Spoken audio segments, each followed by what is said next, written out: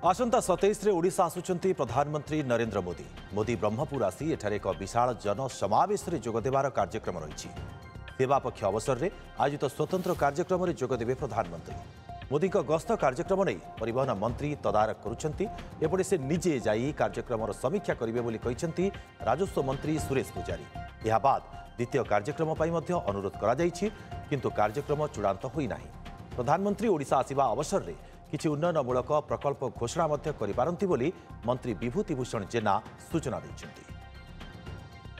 आपातत स्थिर हो सारी 27 तारीख माननीय प्रधानमंत्री गस्त अच्छी खास करी ओडिशा एवं ओडिशार गंजाम आम जगह देखुचु वर्षा कारण विभिन्न जगह को आम चयन करचु बहुत लोकंकर समागम जेहेतु 3 लाख ऊर्ध्व लोकंकर समागम हो सेवा पक्षरे कार्यकर्ता मान सहित जोग देवे एवं विभिन्न प्रकल्पर मध्य शुभारंभ करेंगे एवं लोकार्पण करेंगे।